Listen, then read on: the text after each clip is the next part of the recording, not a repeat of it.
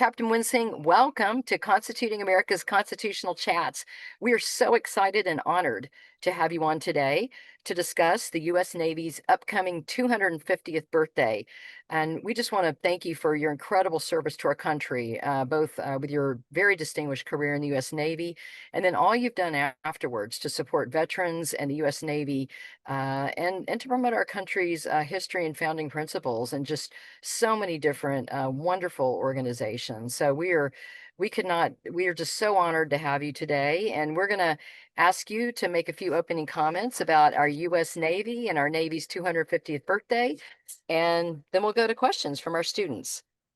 Well, thank you very much for having me on. It's a privilege to join Constituting America and the chat today. I'm very honored to have served our country. It's a privilege to serve our country, and much like what you're doing, with the young people, teaching them about American history and so forth. It's an all hands effort, as we would like to say on our ship, right? All hands on deck, and that's what we need. So my background is, like you said, I'm U.S. Navy for 26 years, but I'm very excited about the upcoming 250th birthday of the United States Navy. I know we have Jonah on board as well, and we celebrated the Army's 250th birthday this summer. Had a wonderful parade down Constitution Avenue in front of the White House, and wonderful reception there. And so October 13th is the Navy's birthday, and Philadelphia will be the hub of the U.S. Navy's official birthday celebration. But there'll be events going on all over the country. There's homecoming250.org. You can look it up. All kinds of events from, I think there's 6 or 7 ships coming in up the Delaware River into Philadelphia. There's parades, there's concerts, Blue Angel flyovers, a wonderful picnic and homecoming reunion for military and Navy veterans in Philadelphia by Independence Hall with Chef Robert Irvine, whose Restaurant Impossible is one of his TV shows on the Food Network. He was a former Royal Navy officer, Royal Navy enlisted man.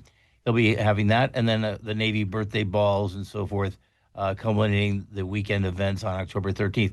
Navy's playing Temple on October 12th up there in Philadelphia, and they're having an Army-Navy soccer matchup between the men's and women's team in Philadelphia. So all kinds of events going on in Philadelphia, and like I said, across the country. So and then in November, Philadelphia is also going to be the centerpiece for the U.S. Marine Corps 250th birthday. The reason Philadelphia was chosen for the Navy, Commodore Barron, who is one of the, along with John Paul Jones, are kind of looked at as the founding fathers of the United States Navy. Commodore Barron was from Philadelphia, and many other great American naval heroes throughout history. Stephen Decatur from Philadelphia. And then, of course, the Marine Corps was founded in Tun Tavern in November 10th. Perfect place to start the Marine Corps in a tavern. So they're recreating a model of the tavern for that reunion in November. But all kinds of wonderful events happening. And of course, I'm looking forward to reconnecting with a lot of shipmates. Shipmates, the term the Navy uses, as a sort of special bond, between shipmates. Whatever ship you're on, that's your family. You go to sea with them. You stand shoulder to shoulder with them. You have to maybe fight with them against the enemies of freedom. But you stick up for your shipmates, and so I call it the shipmate culture of taking care of your ship, taking care of your shipmates, and taking care of yourself last. And so again, it was a great career for me, and I encourage all your listeners and followers to consider that, either if they're young enough to join the military or they have grandchildren, whatever. Military is a great way to serve your country and be part of a larger community. Whether you're in for 2 years, 4 years, or 24 years, you're part of that fabric of America. So I definitely encourage anybody to take that as a potential way to serve their country. Well, that's great. Thank you so much. And I know we're all very much looking forward to the Navy's birthday and all the great celebrations that are going to take place. And Jewel, I'm going to turn it over to you. Hello, and thank you so much for being on today. You have quite an impressive resume as we were reading through it. I cannot believe how many things you've accomplished and advised on. I'd like to ask you, I hope not too much of of a like a question that puts you on the spot, but could you tell us some of the accomplishments of the Navy that from its inception to today that people, our viewers, that we should know about, that are part of what we're celebrating? So some of your favorite accomplishments of the Navy. Well, of course, the United States Navy was founded in 1775. After the Boston Massacre, and there's tension was rising with with our mother country, England. The United States Army was started June 14th, 1775. Lexington and Concord happened in April of 1775. So all the continental states decided, hey, we need to have an armed forces, right? So they established the United States Army. October 13th, they established the United States Navy, and then on November 10th, they started the United States Marine Corps. And the early U.S. Navy and Marine Corps were really kind of privateers. They would basically get merchant ships, and General George Washington, knew that we had to have some kind of naval force. The Royal Navy, the British Navy at the time, was the predominant power on the sea, and so almost, kind of almost a suicide mission for American ships to go off and kind of challenge Royal Navy ships back in those days, right? But they would go and they would disrupt, they would attack ships, they would get cargo, they'd capture ships occasionally, right? And then also they would complicate things so that the Royal Navy had to look for these American ships who were disrupting things. But I mentioned earlier Commodore Barron and John Paul Jones. So John Paul Jones, he was really the first naval officer. His burial area is in the crypt below the chapel at the United States Naval Academy in Annapolis. And so he took the fight. He had a ship, the Bonhomme Richard, the Good Man Richard, which was named after one of Ben Franklin's books, and it was a Dutch merchant ship. They converted it into a U.S. warship, and he would go and attack coastal areas in the North Sea, English Channel. So he basically was the first American Navy leader to take the fight to the enemy, which is what the United States Navy is all about, right? We don't want to have to fight in our home country. We want to be forward deployed. So today we have the Sixth Fleet in the Mediterranean, the Seventh Fleet, where I served for many years in Japan, all around the Western Pacific. Kind of being on the edge, reassuring our friends and our allies that we're there to protect them. But John Paul, getting back to our early history, John Paul Jones was the one who took the fight to the enemy. There was a famous battle between the Bonhomme Richard and the HMS Serapis, which was a British ship, and the British were pounding the Bonhomme Richard to pieces. Right, the ship was ablaze, and the British commander, yelled out to John Paul Jones across the ships were lashing up. He said, do you seek quarter? Does that mean basically, do you want to surrender? And of course, John Paul Jones uttered the timeless phrase that is part of Navy lore, sir, I have not yet begun to fight. And then he had his crew board the HMS Serapis. They won the battle. They took over the HMS Serapis, and they cut the lines because the Bonhomme Richard, which was ablaze, was sinking, and they were lashed up with the other ship. So they cut that off, took HMS Serapis as a prize, and that was sort of one of the shining early moments of the United States Navy and made John Paul Jones a national hero. Later in the War of 18, the Barbary Pirates came along, the new American nation. So Thomas Jefferson and the Barbary Pirates along the north coast of Africa were attacking merchant shipping from all countries, and they would ask countries, pay us tribute, pay us a ransom, and we won't bother your ships. So Thomas Jefferson by then was president, and he's like, I'm not having that. So he sent the USS Constitution, the USS United States, and other ships to go and fight the Barbary pirates instead of paying tribute.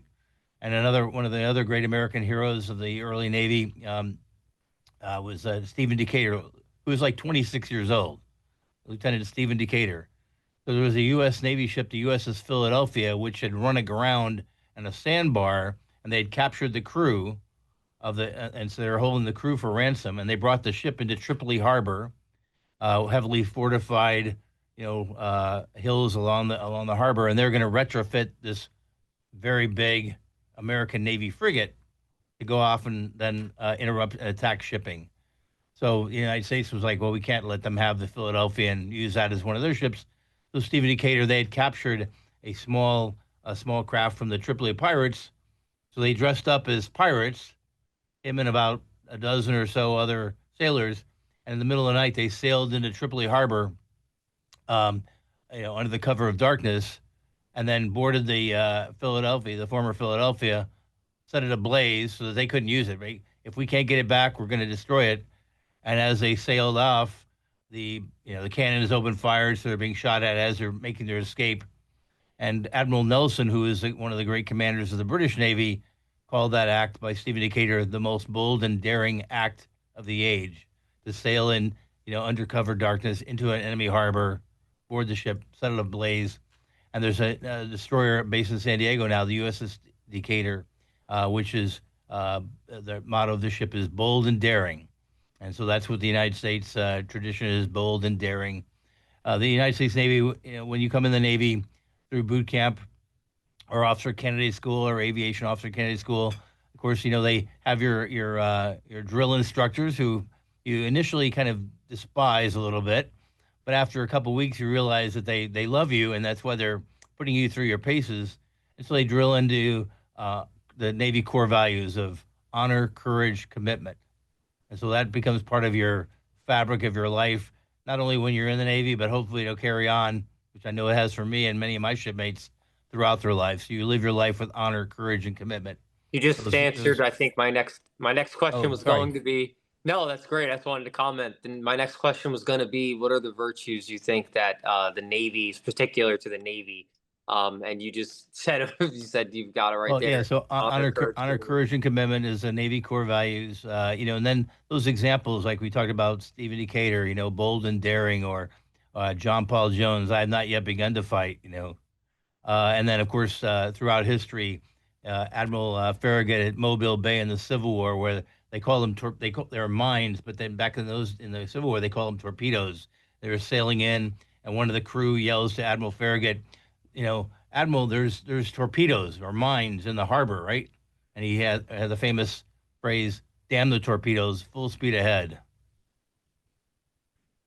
So The that's those are how can you be part of an organization and not take inspiration from those kind of people? And then, of course, throughout World War One and World War Two, the Battle of Midway, there's so many amazing American heroes, not only in battle but also in explorers like Admiral Byrd, first to go over the North Pole and the South Pole, and Admiral Perry, and these are great explorers, right? Who, they weren't combat heroes, but they were American heroes for their exploration, and of course, Alan Shepard, the first American in space, John Glenn, the first American Marine, who is the first American to orbit the Earth, and Neil Armstrong, another Navy, I have to say it, Navy pilot, Navy astronaut, the first person to set foot on the moon. And Buzz Aldrin was there with him. Of course, he was a Army West Point grad, Air Force combat veteran, to a great American. So there's so many examples that just give you inspiration and set the bar extremely high. Yeah, that was a crash course in just some seriously amazing historical moments, and the men who really did, when you hear those stories and you hear what they said and what they did and what they accomplished, it's Mhm. no wonder the amount that our military and our country has been able to accomplish as they take the lead from those men. Because right now, as you say those phrases, I could picture myself being right there with them, Mhm. wanting to jump in as well. Do you? And So I only have a minute okay, left from go for ahead. my time, but just really quickly in closing, I guess, could you just comment on um, trying to think of a good one for a minute, and it's okay if you go a little over in answering. Mhm. But could you tell me maybe some of the next things that the Navy is the next chapter of what the Navy may be looking to accomplish on the protecting America front, and also you had mentioned about the exploration front. Is the Navy doing any more of that, maybe in the deep sea or Oh, anything? yes, indeed. The Navy as the U.S. Navy are the masters of deep sea. Our Navy submarine fleet is the ultimate fighting force under the sea. Drone technology, of course, is going to be unmanned vehicles in the water, in the air, satellite technology. The Navy spans from the seafloor to outer space, and so there's so many opportunities. Whether you serve in uniform or the Navy needs all kinds of scientists, engineers to design ships, computer cybersecurity people. all kinds of people in all kinds of areas, not just the Navy, but all the armed forces, really, because there's so many challenges that our country faces. And with artificial intelligence coming in, that's going to be another area where we're going to have to figure out how to manage that properly, how to integrate that into our battle rhythm, and how we can help that enhance our capacity to defend America and defend free people around the world. Thank you so much for sharing that. I'm looking forward to listening to the next of the Thank rest of you. the show, and I'll pass on to the next guest. Well done. So I All right. believe, yeah. Haley? Yes, ma'am. First off, I've loved listening to all of this. I had to write all my questions down, and I have to say my first one has to be that I noticed that you're on the board for the American History and Founders Month, and I was wondering if you might be able to tell us a little more about that incentive because I had never heard of it until I saw that you were a part of it. Well, the And National if, American History and what if, Founders. Go ahead. Go ahead. well, if I could just jump in as Sure. well, Captain Wensing, as you're explaining that, when you think the time is right, Joran Gilbert can pull the website up for that because I think the audience might like to actually see the website Okay. and know how to find it as well. Sure. So That'd just be call on Joran when you're ready, and Joran will show the website. okay. Okay. But I'll let you Great. answer. Okay, great. So the American National American History and Founders Month was an idea of Dr. Jennifer London, who's a great friend of mine, and her husband, Dr. Jack London, who just passed away a couple of years ago, a Naval Academy graduate in 1959, and he was a helicopter pilot. Jack London was who helped rescue John Glenn when he came back from his space flight. So the London family are extremely great and generous patriots, helping the White House Historical Association, the Navy League, the Navy Memorial, and now the new Navy Museum, which is being they're doing fundraising for it. But the National American History and Founders Month, if you want to pull up the website, was a concept they had to back around 2019, I believe it. There it is. Thank you very much. And it's a beautiful thing with the National Archives. You know, our most precious founding documents pictured in there at the National Archives. I encourage everybody who comes to Washington D.C. to go and make a special pilgrimage to the National Archives. But the idea behind the National American History and Founders Month was, you know, there seems to be a month for everything, but in kind of a lot of curriculum, it seems like American history was not being really celebrated or paid attention to a lot. So they decided to kind of have the month of November be a American National American History and Founders Month because Veterans Day is in November, Thanksgiving's in November, school is on everywhere, and so it's a great way to kind of have people focus on American history and their founding. And now with the 250th birthday of America happening next year, it's even better timing. And so I think back in 2019, 30 or 40 states had proclamations done. And over the years, a number of states, around that 30, 40 states, have done proclamations. We're trying to get every state and every territory in America to recognize that month and make it kind of a fabric. So it's a continual thing. So then when America's celebrating the 251st and 255th and 275th anniversary, people will understand and know about our founding fathers and mothers who were great patriots, like Abigail Adams, right? John Adams' wife and John Quincy Adams' mother, another great lady. And so that's a little bit about the National American History and Founders Month. And I think your organization, great partners for that, because it's important for us to know where we came from. Like I was telling you earlier about the great naval heroes we've had, which inspire you to think, "Wow, look what they did! I can do it too." Because they were just regular people, and they're starting a new country.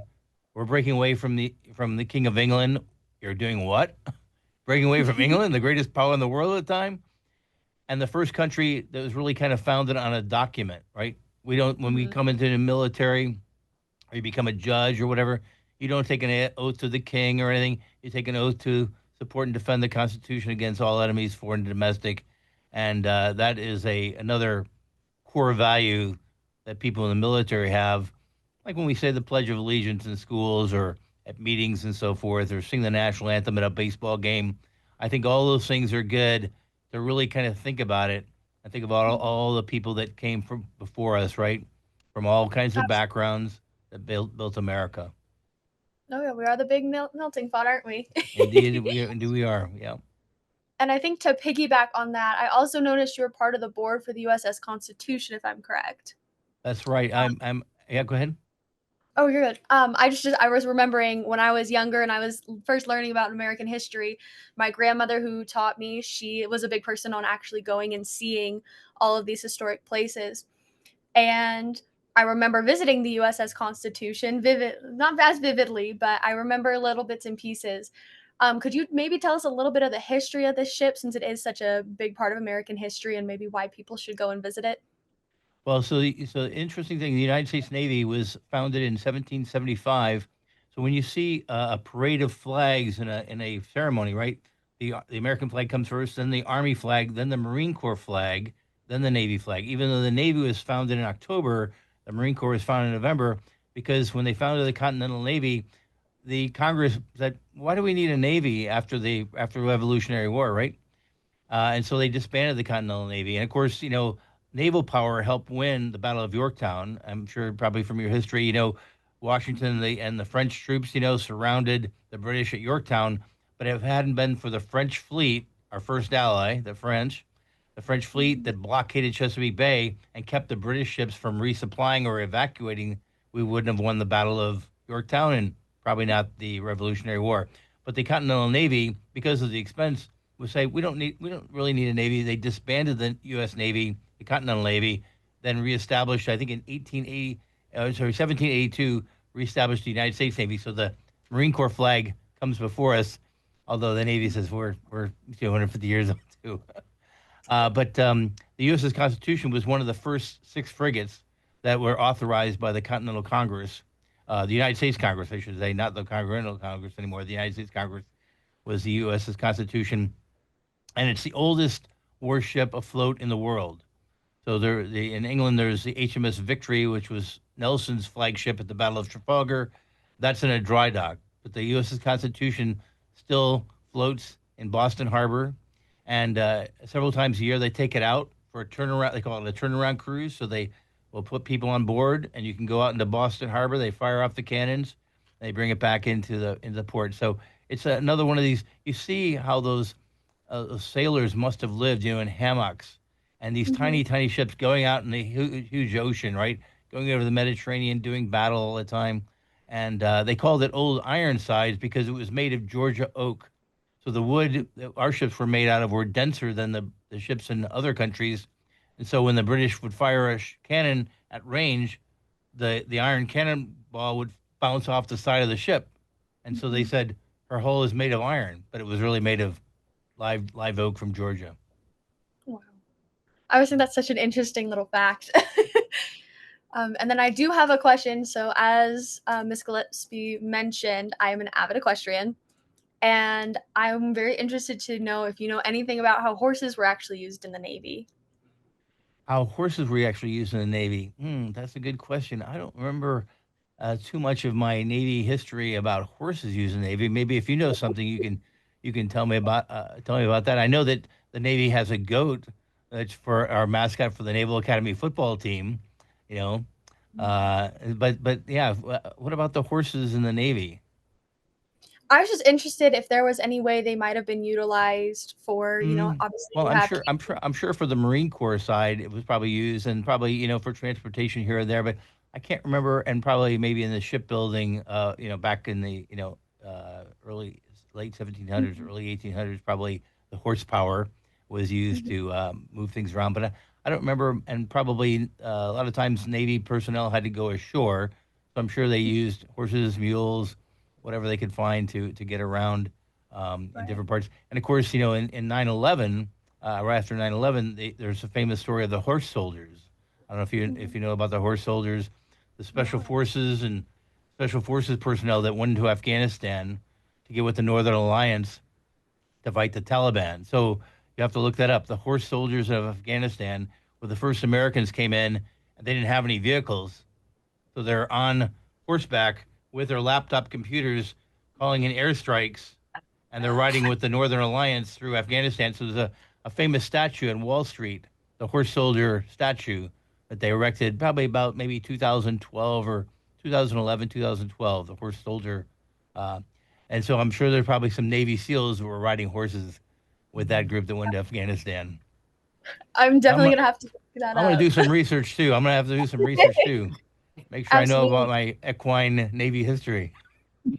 And then with my last 25 seconds, looking back on your career and your service on these historical and these education boards, what lessons have you learned from naval history, and do you think which one would be the most important for future generations to remember? Well, basically, I think the core values, and of course the Navy Seabees. I don't know if you are familiar with the Navy Seabees. That was construction battalions that built runways all around the Pacific. They go to these little atolls and build harbors and so forth. And so the motto of the U.S. Navy Seabees is "Can do." So they would Mhm. say, "Oh, we need an airfield here. Can do. We need a harbor here. Can do." So that's the motto of the Navy Seabees. So again, that's something that if you're in the Navy, it becomes part of your culture, right? And you don't Mhm. make excuses. You figure out a way to do it, right? You adapt Mhm. and overcome. And so those are all good lessons, whether you're in the military or any part of life. Adapt and overcome. Have the can-do attitude. Absolutely. Well, I very much appreciate you answering my questions. I'm very excited to hand it off to Jonah. He looks like he's chomping at the bit right now. Hi, Captain Jonah? Wensing. Thank you again for joining today. Your background is amazing, and I want to thank you for your service because I think we all owe you a thank you because you've served quite a bit of roles, it sounds like, throughout the years and within our armed forces. I did want to mention too, I actually did just watch a documentary about the horseback riders, the soldiers. It is rated mature. It's on Netflix, but it's called 12 Strong. Mm-hmm. Mm-hmm. It's a very good movie and it goes exactly what you're talking about. I just want to get that out of the way so people, if they wanted to go look at it, that it is on Netflix. There's a documentary about it. But I'm curious as far as what as a leader did you learn during your experience in the Navy? And what is one thing that you would take away from that? Well, I think the main thing you take away from it is, all those stories we were talking about before, taking inspiration, but all those stories were people. So I think taking care of people, right? Training your people, making sure your people have what they need, the supplies. And when I worked for the Secretary of Navy, a guy named Gordon England, who's 88 years old now, still going strong, professor emeritus. He's just had a national security conference at North Texas State down in Fort Worth, Texas, where he currently lives. But Mr. England was a guy who developed the F-16 fighter plane. First, he worked in the Gemini space program out of college, right? What? Gemini? Yeah, he did that. Then he helped develop the E-2 Hawkeye, which was the airborne early warning plane that flies off carriers. Looks like it's got a big frisbee on top of it. Worked in that program. Then when he became the president of Lockheed Aircraft Company, he helped design the F-16. And then General Dynamics actually owned the company at the time. So then General Dynamics sent him over to develop the Abrams tank, which we still have in our inventory, right? Which won the Gulf War. And basically, he took a lot of the electronics and from aircraft and said, let's integrate that into tank systems, right? With laser range finders and so forth. But Mr. England was a great boss and leader, but every time we'd go to someplace, we would meet with the people, the civilians who are building the weapons, designing the weapons, and so forth, meeting with the crews on the ships and so forth. But so everybody has a role to play in our country, whether you're every job is important, whether you're, a first responder, you're a teacher, you're a healthcare person, you're a food person. I tell people trust is the glue that holds our country, everything together, right? Holds your family together, holds our ship together, holds our country together. Trust, and so I think people is the key part. And you, as a young Army officer, I know you know that already, but taking care of your people is the key, and not just the people in your military unit, but the people that are doing everything from the logistics to the building of systems and so forth. People is what makes America great. We have this, only in America where anybody can come from nothing and go to the highest positions in the country, whether it's in business, education, whatever field you want to, if you have that drive. No, I agree with that to the fullest extent because people is what drives the mission. I mean, you do have to take care of your people no matter what it is. Um, so that kind of leads into my other question. You kind of mentioned on it, but since you studied a lot of Navy history, who is the most influential Navy leader throughout the Navy's history to you? Hmm. Well, probably the most influential overall is a person named Alfred Thayer Mahan. He was in the late 1800s. He was sort of a naval officer, and he wrote "The Influence of Sea Power on History." He's like the great strategist for the modern Navy, right? There's so many people you could pick out, but Alfred Thayer Mahan, he kind of said that any country that's going to be really a great world power has to have a navy because navies can go places and protect commerce. And so you have to have commerce, right? You have to have free markets and so forth, because you have to have money to buy the weapon systems. And if you're a rich country and you're a prosperous country and your people are doing well and they're moving up, you're going to have a successful country. And you have to have a navy to protect all those sea lanes of communications. From Singapore to the Suez Canal to you pick out a choke point around the world. You have to have a navy to protect that, right? And just not necessarily fight because we don't want to, we don't start a fight, but we finish them. And so don't mess around with the United States of America. And that's why you have to have aircraft carriers. The other thing about the Navy, so Alfred Thayer Mahan is one, Admiral Rickover, who started the nuclear power Navy, right? Admiral Nimitz and the brave pilots at the Battle of Midway. I mean, there are so many people to pick out. Admiral Grace Hopper, great Navy woman Navy admiral, who basically was at the dawn of computer technology, right? And the Naval Academy's technology and computer center is called the Grace Hopper. And there's a destroyer named after Grace Hopper. So many people out throughout history have contributed, just like in our country, right? Or your community or your family. People contribute. You want to leave it better than you found it for everybody. Um, that kind of also leads in my other one. So the missions and priorities for the Navy has changed, same as with the Army. And I know that you kind of talked about it earlier about how drones are kind of the new warfare type thing, and that's kind of what all the branches are kind of working towards as far as the future. But how has the Navy's missions and priorities evolved since its establishment? Well, I think the priority is to have enough ships to be everywhere, right? Because it's a big world. And in World War II, we had about maybe 4,700 ships kind of covering the world. Now we have 275, 280 ships or so. So we have to increase our shipbuilding capacity. In the after the Cold War was over, people said, "Oh, it's the end of history. Peace has broken out. The Soviet Union has collapsed." And how we won the Cold War was really not a direct confrontation with the Soviet Union. It was economic, right? They couldn't keep up with the United States. They collapsed. But unfortunately, I think, uh, you know, we always are looking for a peace dividend, right? Oh, hey, the Gulf War is over. We're going to downsize.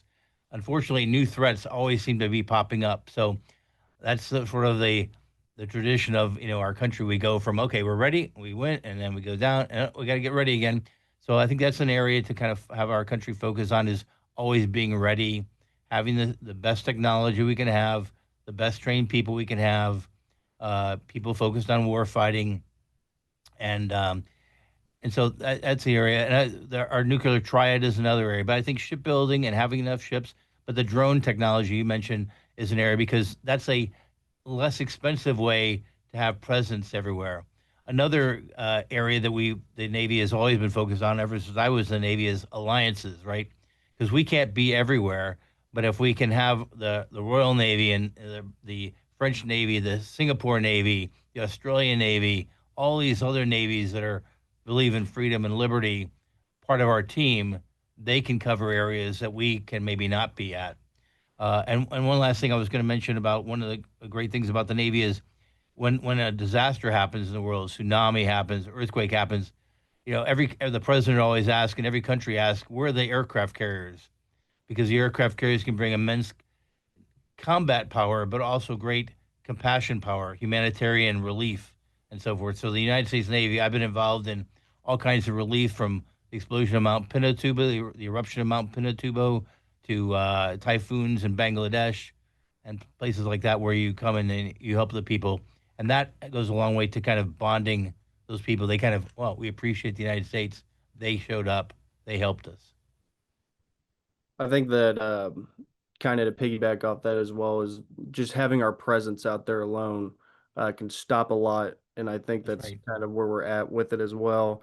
But like you said, with drones, they're a lot cheaper to make, and they're a lot easier to send out drones that cost $30 to $100 compared to sending out full platoons of men out there. That's right.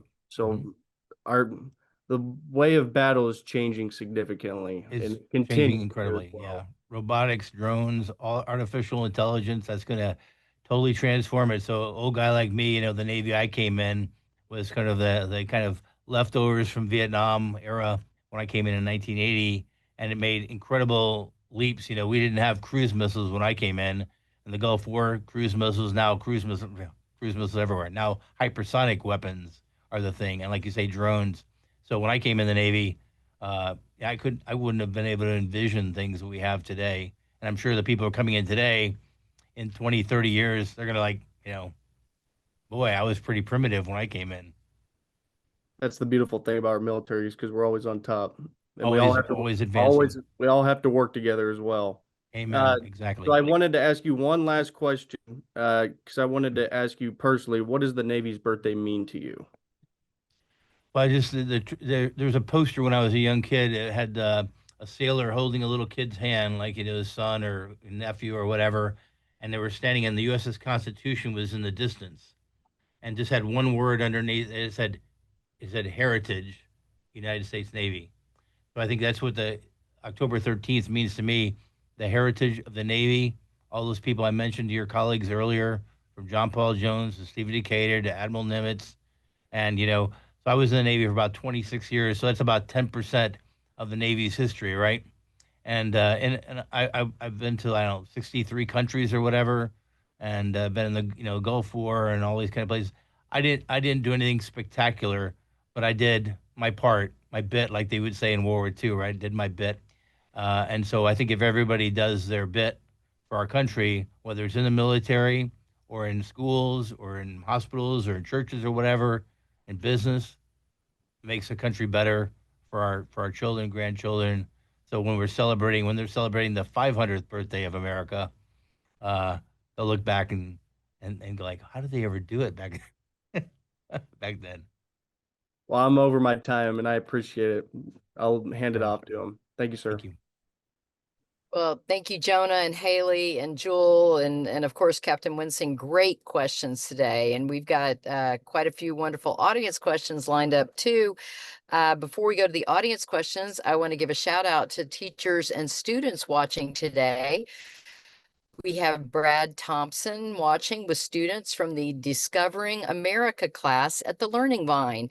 So welcome, Brad, and your students. We have D'Angela Hines with students watching from Emerald Coast Christian Academy. So welcome, D'Angela Hines and our Emerald Coast Christian Academy students. If you're a teacher watching with students today, or a student yourself watching, drop a note in the Q&A and we'll give you a shout out before the end of the program. We also want to thank our listeners in Las Vegas's KKVV 1060 AM on the radio dial. KKVV airs Constituting America's Constitutional Chats on Thursdays at 6 p.m. Pacific. So thank you to everyone listening in Las Vegas. And then I want to give a very special shout out to a very special person watching today, Karen Sue Hensley, who happens to be Jonah's mom, and it is Karen Sue's birthday. So happy birthday, Happy Karen Sue. birthday. Yeah, and we're going to actually start with Karen Sue's question first. Karen Sue asks, the Academy for the Navy is in Annapolis. How was that location chosen? How was the location chosen in Annapolis? Well, Annapolis is a great Yeah. seaport. It was, yeah, and so it was a wonderful seaport, and kind of in the middle of the country a little bit, halfway between New York and Maine and everything. The weather's pretty good in Annapolis. It doesn't freeze up like in Maine, and so That's a good question. Exactly why it was found. It did move to Newport, Rhode Island, though, during the Civil War. They moved it because they were worried that Maryland might get overtaken. So they moved the Naval Academy up to Newport, Rhode Island for about 4 or 5 years during the Civil War. I was just at the Naval Academy about a week ago, and a beautiful place. And I encourage everybody to come visit the Naval Academy. But West Point's beautiful as well, and Colorado Springs with the Air Force Academy, and New London, Connecticut with the Coast Guard Academy. Of course, there's many other great schools like VMI, Citadel, and of course the Texas A&M Aggies down there in College Station, Texas. So great military schools around our country. Oh, thank you. And as an Aggie class of 84, I appreciate that shout out to Texas A&M. So thank you for Gig that. 'em. Yes. So Betty Rayford has a really interesting question and point. Betty says, knowing that our military is so much more than a fighting force, how can the general public be better informed of the humanitarian Oh, aspects we have of to what is move, done by guys. the various services? Okay, we have to move to a different studio. Dante said for like 30 seconds. It'll take 30 seconds. 30 seconds. We Okay. got to just move to a different Do studio. you Okay. want to? Sorry. Okay, sure. Yeah. We'll Right. wait Sorry. for a second. And while we're doing that, I'm going to read a comment from Dr. Braverman, who says, the Navy transported horses in 1898 in the Spanish-American War for Theodore Roosevelt. Without his horses, he couldn't charge San Juan Hill as fast and didn't die. So Haley, there you go. That's a very good observation for one of the ways that the Navy transported horses in a very famous way. And we have another comment. We have another comment here that I'll read that Lisa Quancy says, as a first generation American on my mother's side and Philadelphia USO volunteer, I'm so excited to help with the Philadelphia events happening soon. God bless America. And Lisa says, also, my dad was a U.S. Navy Seabee. So, Lisa, thank you for watching. And Kevin, that was Captain Wensing. That was just about the fastest studio change I think I've ever seen. And look at you now, you're in a different studio. Exactly. Yeah. So Adapt it, like I was telling you, adapt and overcome. It's part of the Navy way, right? Exactly. So we're going to go back to Betty Rayford's question. Betty is asking about the humanitarian work of the armed forces. And Betty gives a great example. She says, I know my Navy husband was involved with helping feed orphans in Taiwan with the approval and assistance of his ship. Do you have some examples of humanitarian assistance, maybe that you experienced while you were in the Navy, or that the Navy takes part in now? Well, absolutely. I mean, whenever there's a natural disaster, we all recall probably what I guess has been maybe 15 to 20 years ago, perhaps the tsunami that hit Southeast Asia. And I was with the Secretary of Navy. So we sent our aircraft carriers. There was an aircraft carrier in Hong Kong. They got it underway, went down to provide relief. There was I was involved with the relief of the Mount Pinatubo eruption, typhoons that hit Bangladesh, and hundreds of thousands of people killed by the flooding and typhoons. But every time our ships go out to sea and they make port visits, we do community engagement programs. There was a program called Operation Hand Clasp where companies would donate things to an organization, and our Navy sailors would deliver it in countries throughout Central and South America and Africa. Schools would ask us to come and do some paint up or repair things in different schools. So we did all kinds of things, from simple repairs and delivering kind of supplies to people that weren't really in a kind of a crisis, to rescuing people. And of course, our Coast Guard does a magnificent job rescuing people all the time, who mariners who are stranded. The floods we had in North Carolina about a year ago, the Army National Guard, everybody rallies. Of course, Hurricane Katrina, our forces came in there to help out. Texas, all kinds of places around the country, forest fires, you name it, the military is there to kind of help out. So again, not just a great combat capability, but I call it a great capacity for compassion that the United States has. Well, thank you. And those are the kinds of stories that you don't always hear about in the news. So thank you so much for sharing them. Mhm. And Hope Mucklow has a comment. Hope is a longtime homeschool mom and listener of our constitutional chats. And Hope says, "Hi, Kathy. My daughter Elise is now a plebe at the United States Merchant Marine Academy. So that's why I'm just a participating adult, not a homeschool mom anymore. But Hope, we're so glad to have you, and we're excited for Elise, and we thank Elise for her service to our country at the Merchant Marine Academy." And let's see, Brett Kulbis says, "Aloha, Captain, go Navy, beat Army, 26-year Navy submarine veteran." Fantastic. So thank you, Brett, for that comment. And then, oh, and now Jonah's putting, y'all Hey, may not. Jonah, how about, hey, Jonah, beat Air Force? Can we agree on that, Jonah? No, yeah, we can definitely agree on that one.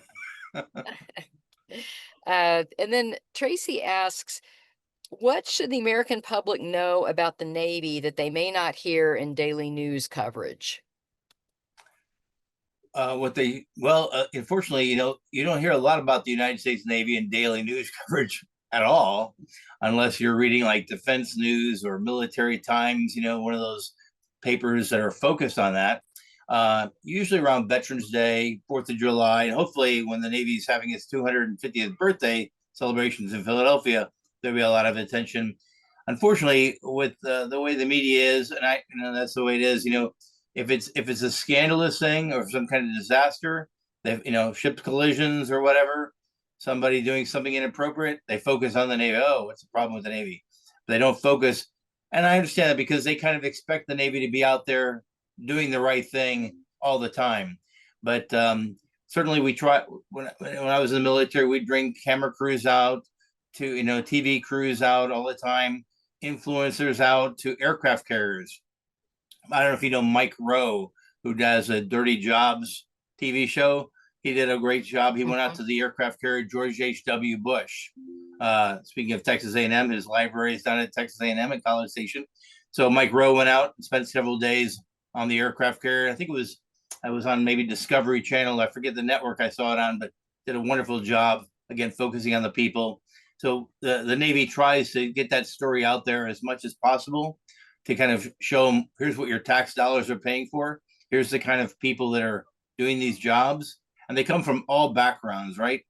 There's a lot of local coverage, usually when the Blue Angels or the Air Force Thunderbirds or the Army Golden Knight parachute teams, they parachute in to different air shows or whatever. The Blue Angels flying over different air shows, Thunderbirds, etc.